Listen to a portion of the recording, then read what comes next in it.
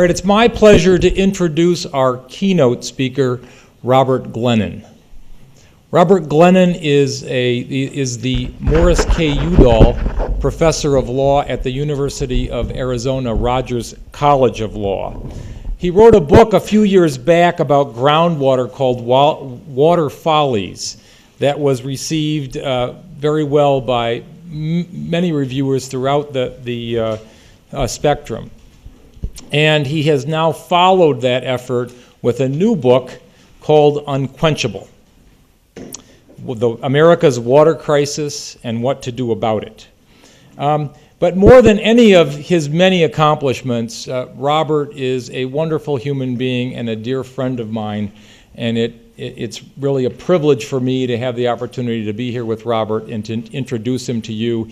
He's going to be talking today about his book and the work that he's been doing on water resource issues. Robert Glennon.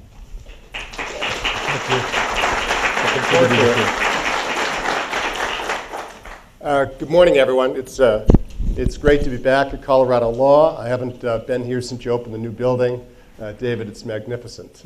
Congratulations. What a delightful spot you have to work and think and study in. And Boulder is such a special place.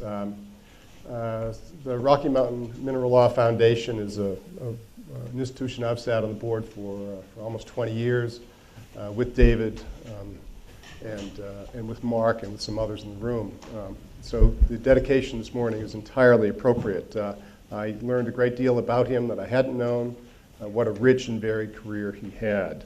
I'm going to share some thoughts this morning about the book that just came out about 6 weeks ago. There are several different parts to it. One is I try and establish that there is a crisis, which is not immediately apparent to most Americans for reasons I'll get to in just a second. Second, I want to talk about what we can do about it. I think there are both some real options and then there are what I call surreal options. And finally, suggest a new way of doing things. It's going to be too tricky. I'll just use this one. I have to start with Ed Abbey, I think, about the Mojave Desert. Plenty of water in the Mojave Desert, unless, of course, you establish a city where no city should be. And that city would be Las Vegas. So we have a metropolitan area of 1.8 million people. This is the Bellagio Hotel and Fountains, very famous, 240 heads shooting water up into the air. And it is the poster child for what some people love and other people hate about Las Vegas. What's amazing about Las Vegas is the ability that city has to remake itself, and they're doing it again. What's also amazing is the leadership shown by Pat Mulroy, the head of the Southern Nevada Water Authority. She has had an awakening, almost a religious revival. She has recognized that the city has run out of water, and she is desperate to do something about it. Among other things, she has asked the cities of Tijuana and San Diego to give up some of their Colorado River water that Vegas would use. In exchange, she would build them desalination plants on the Pacific coast. She has embarked on an aggressive effort to get groundwater from around the state. Later today, we'll hear Kay Brothers talk about the pipeline. It's a $2 to $3 billion pipeline, so I'll skip over that part of the equation. In a revolution of the relations among the lower Colorado River Basin states, she's persuaded the other states to build a reservoir in California. Most of the water would go to Nevada. A remarkable breakthrough if you think about the history of contentious relations among the 7 basin states. She has turned inward. She's aggressively pushing conservation. She has embarked on a program to actually pay people to take out lawns. You'll get as much as $2 per square foot for taking out your lawn, whether it's a golf course turf facility or whether it's a private home, no matter. They've put tens and tens of millions of dollars at play. And then she's taken another approach as well. I'll tell you about that in just a second.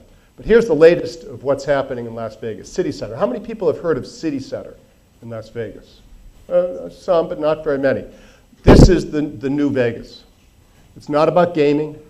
It's about living in the city, the central core. This is located on the Strip, 76 acres of land. It's the largest privately financed construction project in American history. It pencils in at $9.1 billion. The The towers, 7 of them, range from 37 stories to 61 stories. On the left side, in the shade, is one of the biggest casinos on the Strip, barely visible beneath this structure or these structures coming up. What's it about? It's about people from all over the world. North America, the Pacific Rim, Europe, buying condominiums on the Las Vegas Strip. So what else is she doing? She's turning inward, and this is a public service announcement that aired on Las Vegas television stations.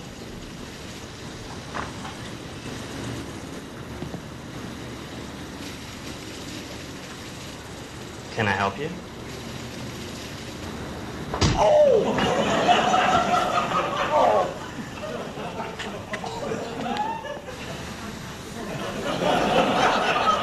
To find your watering schedule, go to changeyourclock.com.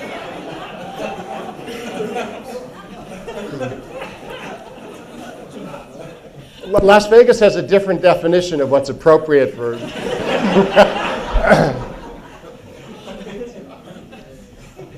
All right, so she's taking on the turf industry. She's threatening bodily harm. But come on, what about the Strip? How can she justify the use of the Strip for these fountains, for the lagoons, for all of the things that go on in downtown Las Vegas? It all goes back to Steve Wynn with the Bellagio Hotel. And when he was building this hotel, this is what he said to her, and she responded, "All right, Steve, you can have a water feature. Are you prepared to double plumb the casino? Will you use the polluted groundwater that's beneath the hotel? Will you install conservation features that reuse water?" He did. And that's what all of the casinos do. It's a grand illusion. All of this is recycled water. Las Vegas' Strip uses 3% of the city's water, and yet it is the economic driver, bar none, of the entire state.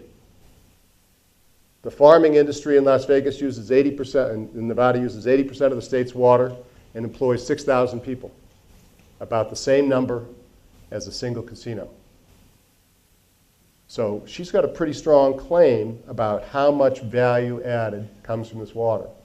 Now, I start with a story about Las Vegas because despite their little naughty slogan about what happens in Vegas stays in Vegas, when it comes to water, what's happened in Vegas is a sign of what's going on elsewhere. So one of our great founding fathers, when the well's dry, we know the worth of water. Great aphorism, only he was wrong. We don't know the worth of water. We Americans are spoiled. Turn on the tap in the morning and out comes a plentiful supply of water, as much as you want, for less than you pay for cell phone service or for cable television. When we think of water, we think of it as air. It's infinite and inexhaustible, when in fact it's finite and quite exhaustible. Well, how can that be? We know it's the hydrologic cycle. We know you can neither make nor destroy water. How can it be exhaustible? I give you this illustration. Every time that toilet handle goes down in Los Angeles, as much as 6 gallons of water ends up in the Pacific Ocean. That water is not available for reuse until the hydrologic cycle brings it around. It could be generations or even hundreds of years hence. So the problem we have is that water is not where we need it, when we need it, in the form that we need it. So the crisis. Since 2007, starting right here in Colorado, the state engineer required some groundwater well pumpers to turn off their wells in the eastern part of the state in favor of the senior appropriators, and those farmers watched as their crops withered. In Orem, Tennessee, the city literally ran out of water and had to truck in water. Scripps Institution scientists predicted Lake Mead, the source of water for Las Vegas, Phoenix, and Los Angeles, could go dry by 2021. A paper company in South Carolina closed its doors, laying off hundreds of people. There wasn't enough water in the river to receive its waste flows. The Nuclear Regulatory Commission denied 2 permits for new power plants in Georgia, not enough water to run. In California's Central Valley, farmers have cut the tops off of perfectly healthy avocado trees in a pathetic effort to keep them alive. As the drought continues in California, mandatory rationing is kicking in. Irrigation districts are getting between 20 and 30% of their expected annual flows. The largest of the Great Lakes is too low to float fully loaded cargo ships, substantially boosting up the cost of shipping. Off the Pacific coast, Oregon and California, fishermen are out of work. Their season canceled, idling hundreds of ships, decimating fishing communities up and down the coast. 3 other states, this time in the West, denied permits for other power plants, coal-fired power plants. Why? Not enough water. In Southern California, a score or more of commercial and residential projects have been canceled, again, for lack of water. And in Atlanta, Georgia, the city a year and a half ago came within 90 days of having its principal water supply for 4.5 million people, Lake Lanier, go dry. Now, what's amazing about this litany that I've just read to you is that none of them are about environmental. I didn't talk about depleted streams. I didn't talk about subsidence or saltwater intrusion or any of the other things that we might think about. These are all economic. The crisis is about the future of the American economy. We may fret about oil, but water lubricates the American economy just as oil does. Here's a picture of the Lake Lanier situation a year and a half ago. Rains have come, and this is the story of how Georgia has reacted. So the first thing they did was the governor decided there needed to be some conservation steps, so there was a temporary ban on washing cars, filling swimming pools, and watering lawns. The next thing the governor decided was to take a different tack. He decided he would pray for rain. So he held a prayer vigil on the Capitol steps, and he gathered with several hundred people, ministers and people of faith, and they prayed for rain. But the governor wasn't the guy to take chances. So he didn't schedule the prayer vigil until weather forecasters said it was going to rain. And by golly, the power of prayer is just remarkable. Okay, the next thing that happens is the state legislature gets into this.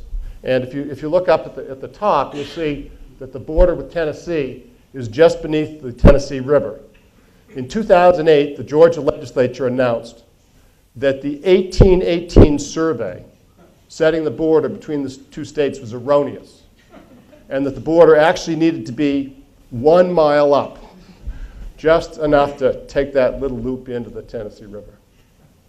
What the state of Georgia did not do during this drought was to prohibit new diversions from the rivers or the pumping of new groundwater wells. Georgia, like many states, treats its water cavalierly. Think of our water supply as a giant milkshake glass, and think of each demand, well, or diversion as a straw in the glass. What Georgia permits is a limitless number of straws in the same glass. That's the tragedy of the commons. That's the essence of madness. That's what we have in the United States. In Georgia, right through the drought, you did not need a permit for a well unless you were going to pump more than 100,000 gallons of water a day. And then you needed a permit, and the permit standards were very lax. This is also what they were doing during the drought, making snow outdoors on a day when the temperature hit 81 degrees. We humans have an infinite capacity to deny reality. In this particular case, it was a theme park. How many people have heard of Stone Mountain? Quite a few. Okay. Theme park outside Georgia. Well, they partnered with Coca-Cola, and an official at Stone Mountain, whose title was the Vice President of Guest Experiences, issued a press release, and the press release disclosed that research had discovered that very few Atlanta children had ever had a satisfactory snow experience. You wonder just how long and how costly this research was for them to come up with this particular conclusion. So they decided to remedy that, and they brought online this snowmaking project on September 27th in the midst of the drought when the temperature hit 81 degrees. Now here's the kicker, and this is equally true for California today as it was for Georgia last year. There's nothing special about the current drought.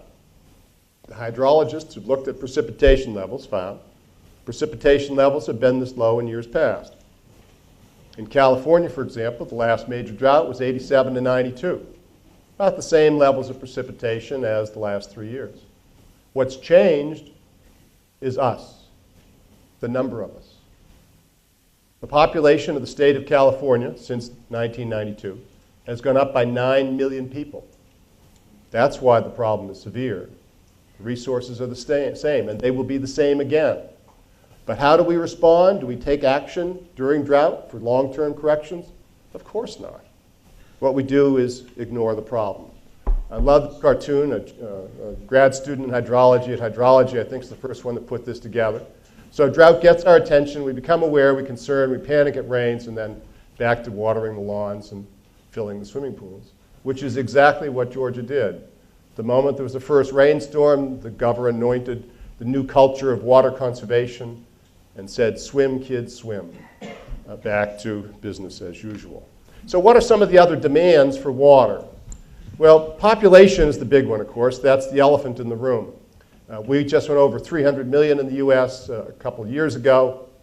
Census Bureau predicts that by 2050, the population of the country will be 420 million people. That's another 120 million people. Where on earth are the resources, including water, going to come from for another 120 million people? And then there are the indulgent things. This one's one of my favorites. It's very popular in Phoenix. It's one of the reasons we in Tucson look down on people in Phoenix. So this one's Kohler. It's got 10 shower heads. One of them should get her hair wet. I just don't care. One of them should get her hair wet, but they don't seem to be able to do that. Then there's bottled water. I was the first to point my finger at bottled water. The backlash has begun. For my money, the best spoof of the bottled water craze is Penn and Teller's skit on their Showtime. Anyone seen that? It's just delightful. It shows a fancy California restaurant, French restaurant, and instead of a wine steward, they have a water steward. And instead of a wine list, they have a water list. And the guy's got the apron on the arm, and he's waxing eloquent about the Arctic flavors. And the patrons are listening and very intent. And meanwhile, Penn's out in the backyard with a garden hose, filling all of them. The patrons buy it, sniffing at bouquets, it's just great. I want to be more serious about demands. I'm not going to spend a lot of time on this. Bob Wilkinson's going to talk about water and energy later on. But the power industry and generating electricity and power of all sorts takes a tremendous amount of water. And my poster child for this is ethanol. You can see here the map of where the plants are. It's been a real boom. We had about 50 plants in 2000. It's upwards of 150 now, on our way to 200. The recent downturn has brought a little softening in the ethanol market. As gas went from 4 back to 2, there was an additional softening. But the United States Congress, in its wisdom, decided in the Security and Independence Act in 2007 that we shall produce 36 billion gallons of ethanol. That's with a B, billion gallons of ethanol by 2022. Well, if you produce ethanol, you refine it. It's just like making good corn whiskey. So you take the corn and you refine it, and you get the ethanol. In a modern plant that recycles, it takes 4 gallons of water to refine 1 gallon of ethanol. So modest-sized plant, 50 million gallons, you're looking at 200 million gallons a year just to refine the ethanol. First, you have to grow the corn. And it may take as much as 2,500 gallons of water to refine enough corn, or to grow enough corn, to refine 1 gallon of ethanol. And now look at where these are. In the eastern part of the state, someplace around here and beyond, you can talk about rainfall, natural precipitation, Mother Nature being generous. But in all the rest of the country, all where we live and know best, it's all about irrigation. So what you're finding is both new lands coming into cultivation, lands moving from lower water use crops to higher use corn, and a switch from some crops to others. All in all, it's a massive, almost wholly ignored water use problem. And to make it very concrete, I ask you to consider California, which has as a goal producing 1 billion gallons of ethanol in the next few years. Well, at 17 to 2,500 gallons of water per gallon of ethanol for the corn, that number equals all of the water that goes through the Bay Delta that provides 7 million of the most productive ag lands in the country in the Central Valley and the coastal cities, and would require all of that water to be devoted to growing corn. This is absolute madness. Well, just as it takes a lot of water to produce energy, it takes a lot of energy to move, treat, transport, cleanse water. 19% of all the electricity used in California is used to move and treat water. 19%. And then there are some surprising uses of energy, which in turn require surprising uses of water. And there are surprising uses of water both. The internet, with Google and other providers, already use 1.5% of the country's energy, electricity. That number is expected to double in the next 18 months. And they use a lot of water, reinforcing the water-energy nexus. Well, how can that be? When I think Google, I think the search engine, I think it's Mountain View campus, I think about bearded sandal geeks writing code. This is what drives Google. When you press that search button, it goes to a server farm. Thousands of computers linked up in these huge concrete windowless buildings, generating heat like 10,000 toaster ovens. And all of that heat needs to be eliminated, and that's where the water comes in.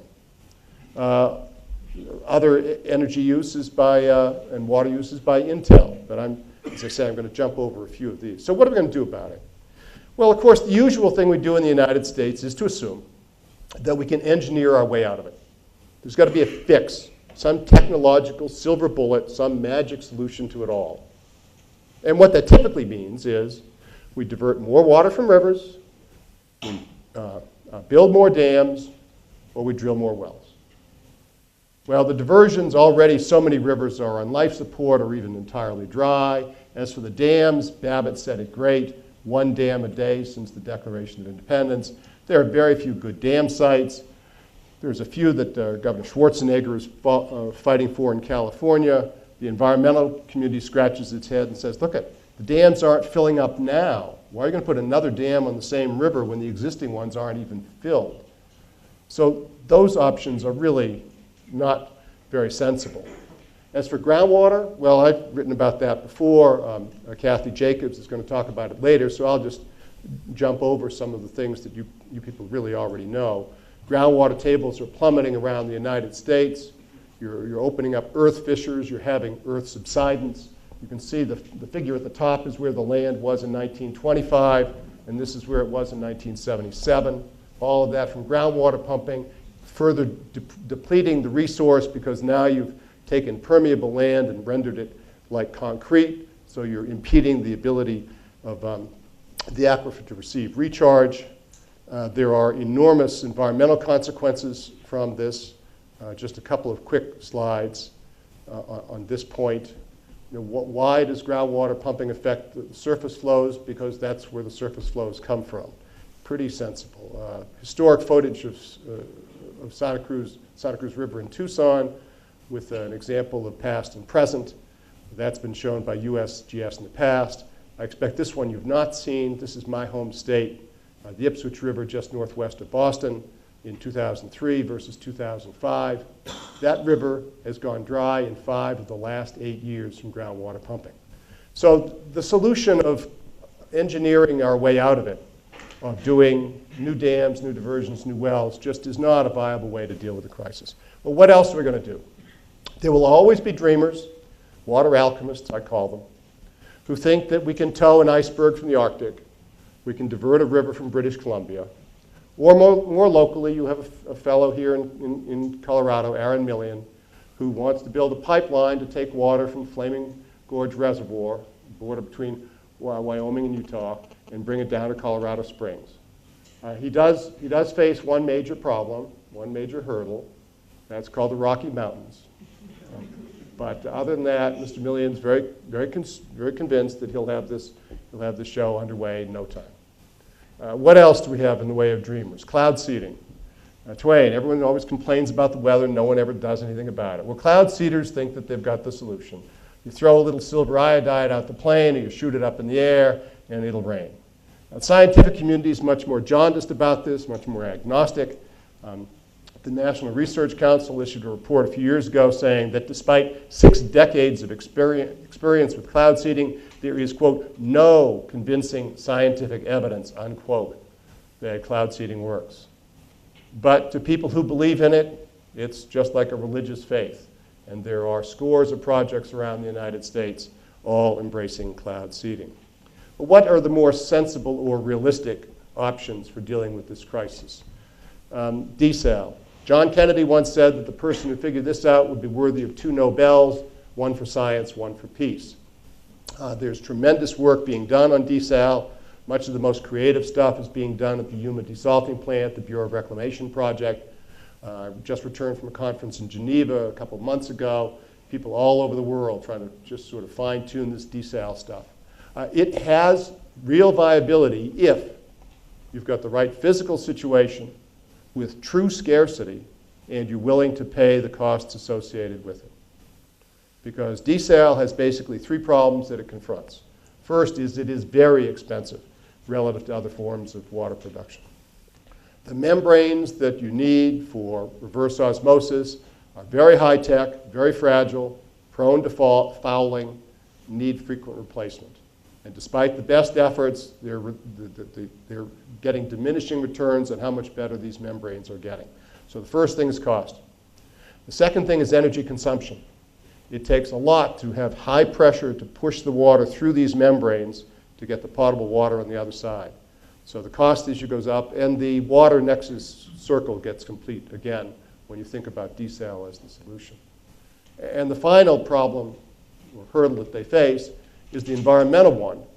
You've pushed the water through with potable water on the other side, but now on this side of the membrane you have a very concentrated brine stream, and you have to get rid of that. And in California, the Coastal Commission struggled with that for years before it finally gave Poseidon a permit. Trying to figure out how to get rid of that is very vexing. The best way would be a very extended, deep pipe extending miles out and very deep into an ocean trough with swirling currents. But that's not what most desal plant operators want to do. They want to just dump it at the outlet pipe right at the ocean, and that, of course, threatens lots of estuaries and shallow bays. That said, it's still going to be part of the portfolio for certain high-value uses. Don't expect it to be used, that water that's produced, to be used for growing cotton or alfalfa anytime soon. How about municipal reuse? Absolutely municipal reuse. It faces a problem, too. We could call that the yuck factor. The San Diego Tribune nailed it on the head, talking about the golden retriever. That's okay for the golden retriever, not for us. One of their reporters covered this a few years ago and called the proposal the toilet-to-tap proposal, leading the mayor of San Diego to back away and pretend he'd never, what proposal? Never heard of it? No. So it does have the yuck factor. That said, Orange County just brought a very high-tech system online in 2007, 2008.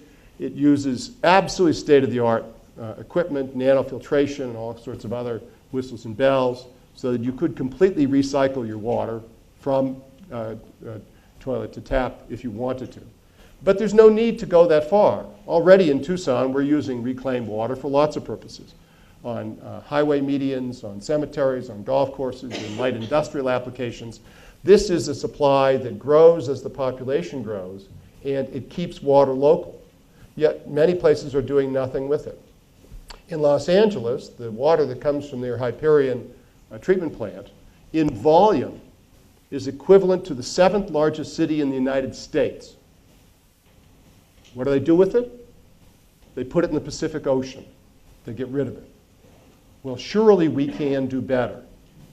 Now, it too is not a panacea. It requires a separate system of pipes, dual pipes. We paint them purple in Tucson. So there are some infrastructure costs. But clearly, this has to be part of the problem. How about conservation? Conservation would be a good idea. Conservation is a word that no one in California has ever heard of. I think Senator Feinstein is a very smart and talented senator. She occasionally has a bad day. The mayor of San Diego a few weeks ago announced that his city was entering a new era in water history. Oh. Well, why was the mayor so boastful? Because just 2 days ago, on June 1st, new regulations took effect. From now on, people in San Diego may only water their lawns 3 days a week. We can do better, and people are doing better. People in Tucson and Albuquerque and San Antonio have some wonderful conservation programs. There's a group of interesting women in the Bay Area. They call themselves the Gray Water Gorillas. They're using water out of washing machines and the like to recycle water. There's some interesting water harvesting projects going on. There's another guy in Tucson who's a real crusader and a believer in this. He's written a book that's become very popular on it. This particular photograph is from San Juan Island off of Seattle. They, as most of the West, have rainy seasons. They use this water harvesting system during the rainy season and it provides them year-round water. The woman even has a pretty nice garden out of it. So we can do a lot with conservation. But now I'd like to suggest some different approaches. Let's start with this one. Teddy Roosevelt, in the year 1910, should do something with sewage other than put it in the drinking water. That makes so much sense, right? So a century later, why is it that that's exactly what we do with our sewage? Right? We haven't learned. Well, no one can quarrel with this. Right? You don't put sewage in your drinking water. And that's what we do in the United States. People, the treatment people and managers, they send us this potable water, and we piss and shit in it and send it back to them. And like Charlie Brown and Lucy, they don't hit us. They don't challenge us. They don't get angry. They say, oh, thank you very much. And then they do it again. They send us potable water, and we do it again, and we send it back to them. And we keep going down the cycle. 1/3 of all the water used in American homes goes down the toilet. That's 7 billion gallons of water a day. A day. We treat all of this water to potable purposes, everything that comes to our home, and we use only 10% of it for cooking and drinking. A bunch of it goes down the toilet, a lot of it for outside landscaping. So the American toilet wastes water, wastes energy, wastes money, and it compromises public health. Scientists are talking about emerging contaminants, as the EPA calls it. Personal care products, endocrine disruptors, birth control pills, hormone supplements, erectile dysfunction medicines, antibiotics, all stuff that we ingest, that our bodies absorb some of, but not all of it. The rest of it we excrete. It goes down the toilet, back to the treatment system, and it is not removed by traditional treatment processes. We are performing a veritable cocktail experiment on ourselves with microscopic doses of multiple chemicals, none of which we have a clue about how they affect human health. But what they do to fish isn't very nice. Scientists are finding intersex fish with the genitalia of the other gender, and other things like that. Same with frogs, downstream of treatment plants. What we need is to take seriously Roosevelt's advice. We need a new way to deal with human waste. So we need a national commission. Congress needs to establish one to deal with the problem. Right now, we have an infrastructure system for waste and sewer that is in utter state of disrepair. Everyone who grades it gives it a D or worse. We have 800 plus cities in the United States that have a combination of sewer water and storm water. So instead of just having rain, now it's dumped in with the fecal matter from our toilets, and we need to treat all of that water the same way, wasting even more water, more energy, more money. We need a new approach to using alternatives to disposing of human waste using water. And I do note that you've got waterless urinals in the toilet at this building. So that's a start. But we haven't looked carefully at it. Yes, there are composting toilets. Yes, Scandinavia has been doing this for a long time. But now's the time to really get a handle on this. And what we need then is this new effort. We need the obvious incentives both for the startup companies and end users. That's a way to save some serious water. Now, I know it's a tough sell. Ann Coulter thinks that the toilet is mankind's single greatest invention. I would have thought of one or two other possibilities. And she thinks that anyone who disagrees with her, she's really nasty. She uses an epithet to describe them. If you disagree with her, you are a liberal. You are someone who advocates living in your own excrement. harsh words. Freud would have a field day. I won't go there. All right, what else are we going to do? You pay less for water than you do for cell phone service or cable television. We've got to price water appropriately. Makes no sense the way we do it. In fact, you don't pay for water at all. Even when you write a check to your local water department, all you're paying for is the cost of service. You're paying for the cost of them pumping the water, treating the water, having plumbers, fixing leaks, having a billing system, and all the rest of that. It's the cost of service, whether it's to a public water company or a private company regulated by the State Public Utility Commission. If it's the latter, they get an 8 to 10% boost for a profit, but it still is not, there's no commodity charge for water. In many countries, many cities around the United States, there are no meters. And it matters. Fresno, California has no meters. People use 300 gallons of water per day. The very next city is Clovis, has meters, they use 200. It makes sense when you start to get people's attention using their pocketbook. 1/3 of all the cities in the United States have decreasing block rates. The more you use, the less you pay for the last unit. Well, clearly it has to be the opposite way around. Now, I'm sensitive to what the impact will be on people of modest means. So let's recognize a human right to water. Right now, right here today, end of story. If the richest country in the history of the world can't make that commitment to its people, then we are a sorry lot. But you know what? It's a phony issue. Because when you take 15 gallons per person per day and multiply it by 300 people, what you get, 300 million people, what you get is 1% of the water that we use in the United States. So let's just take that off the table. Let's just do it. It's so obviously right. And then after that, we need a dialogue about how we're going to price water appropriately. We can't make more water. The supplies are finite. What's happening and what will happen and what must happen is the era of reallocation. This is the story of the future of water. How many people have heard of Geneva Steel outside of Salt Lake City? It's outside of Provo, where Brigham Young University is set.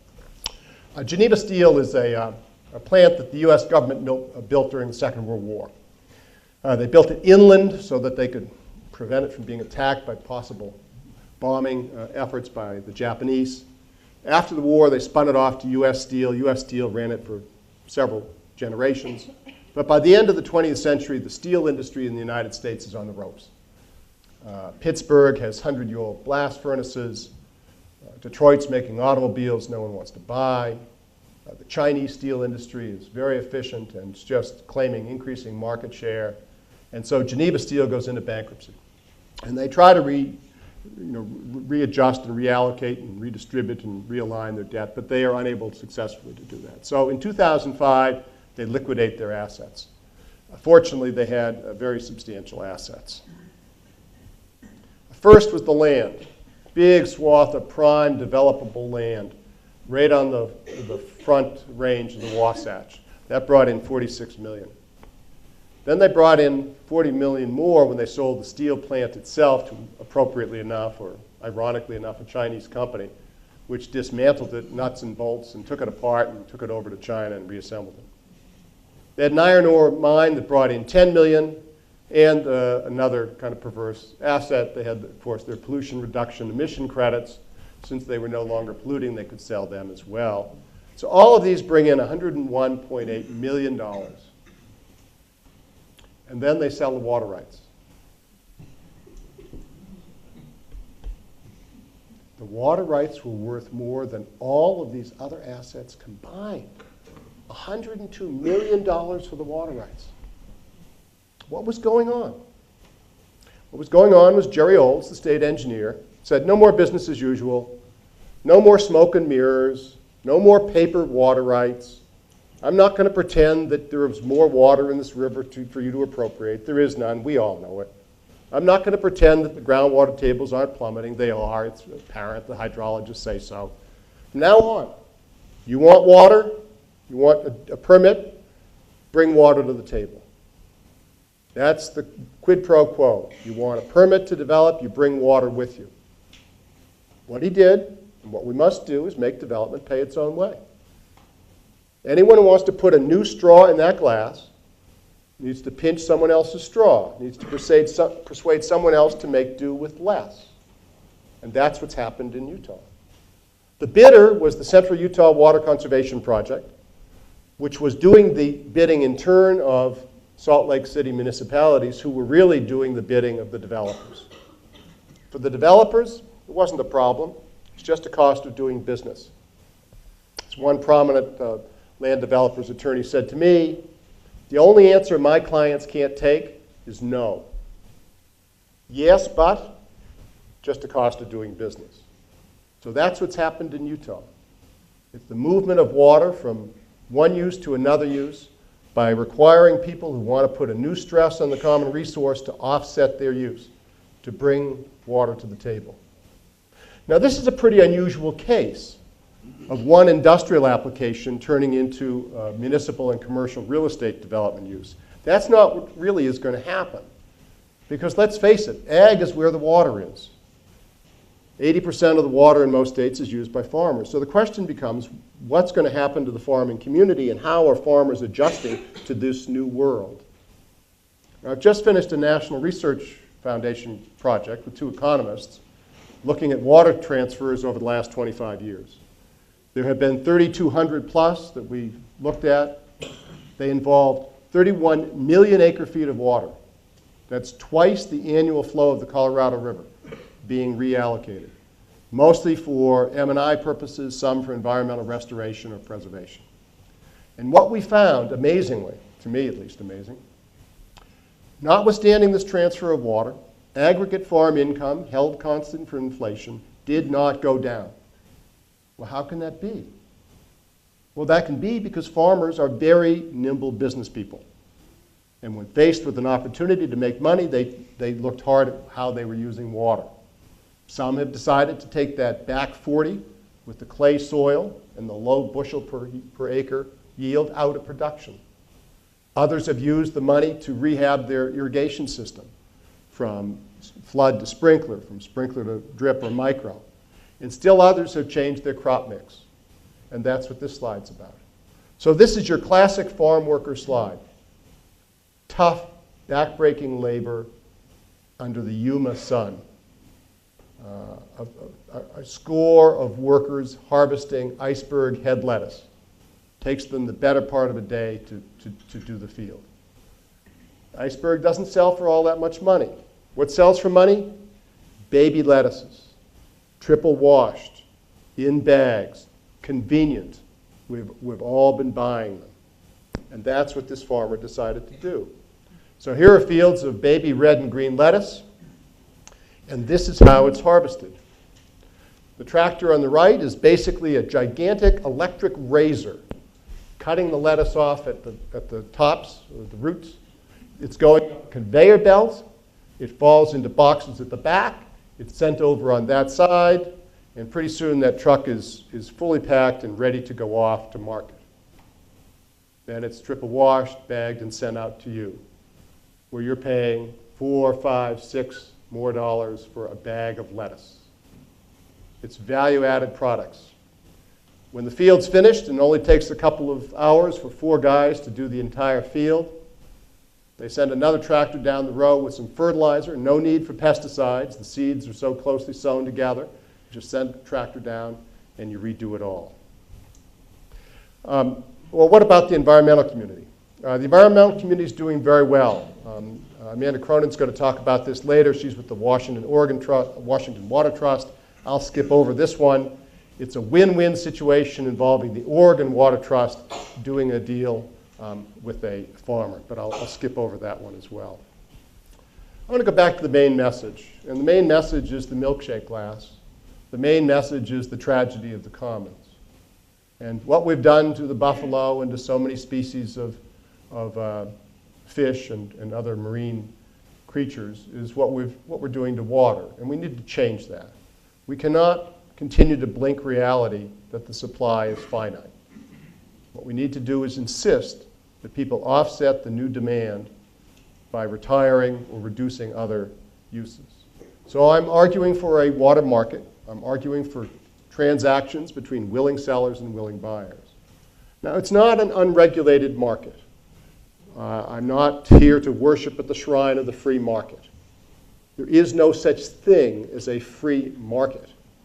A market depends on property rights. Property rights are defined by law, by the government. So from the very get-go, when you talk about a market, you're talking about a market that is state-controlled, state-regulated, as this one would be. And what I want this market to do is to look carefully at transactions to ensure that when a transaction occurs, that third parties are protected. What do I mean by that? I mean the farm workers, or maybe even the community themselves. Take acequias in northern New Mexico. Subsistence farmers, hundreds of years they've been doing this. Rich tradition, Hispanic, Roman Catholic. That water is so essential to that area and so critical in every way that you could attach a value to water, that use needs to be protected. So there's a judgment call. I also want the government to oversee the impact on the environment because, let's face it, the market is absolutely indifferent to environmental values. It does not internalize the costs of what happens when water is transferred. So the regulated market ought to look at both the third-party consequences and the environmental consequences. Now, there are some problems that people raise with markets. For people who are opposed to markets, though, I say to you, please tell me what your alternative is. Because the alternative is really the status quo. It's allocation through the political process. It's using either the state legislature or administrative agencies. And let's face it, they will always do the bidding of the most powerful political and water interest in the state. So don't expect much change. If you needed this to be proven, look at Nebraska. Utterly in control of the groundwater pumpers. They owe obligations to Colorado and to Kansas and at least those two states for taking some of their water. And yet, what are they doing? In the last 5 years, 1 million new acres of irrigated land has come into production in Nebraska, a lot of it for ethanol. So you can't trust the fox to be in charge of the hen coop. And if you don't like markets, you have to persuade me and others of a viable alternative. This, at least, is voluntary and monitored. So what about the windfall profits to the farmers? They'll be substantial. People who have been getting water from Bureau of Reclamation projects are going to make a lot of money for water they really didn't pay for. That doesn't really trouble me very much, though, because what's happening, the reality, is that we collectively are asking the farmers to change what they're doing and give us some of their water. They're doing very fine, thank you. They want to continue doing their work. They want to continue to grow crops. It's the other community that wants their water. And so if in this process they receive some windfall profits, I'm on trouble. You're taking their water. And who pays for this in the end? It's the developers. It's the people who want to put the new straws into the glass. Well, will it encourage sprawl? Well, certainly I'm no shill for developers. But the problem is we have not chosen in the past whether we want alfalfa fields or red-roofed subdivisions. We do both. We put both straws into the glass. What we need to do is to stop that madness. And can environmentalists compete? Yes. We're going to hear a number of stories this afternoon. Jennifer Pick's going to talk about maybe Jennifer's up tomorrow on the Colorado River Delta, so I'll skip over that. So I want to conclude. I don't ask you to read this. I think I've covered most of these points. There's a long list of reforms in the book. But I just want to get your attention. This is something that we care about. We're here because we know about water, we care about water. Most of our fellow citizens are clueless, and it's not any fault of their own. It's because water managers, as one of them said to me, we've done too good a job. How do they know there's a crisis when there's nothing to show for it? When they turn on the tap and out comes the water, what's the problem with the crisis? But Sagan got it right. This is not an issue to sit on the sidelines about. And the good news is this. It's a crisis, to be sure, but a crisis is a time when we have options, when we have alternatives, when there are choices to be made to keep the crisis from becoming a catastrophe. And now what we need is the moral courage and the political will. Thanks.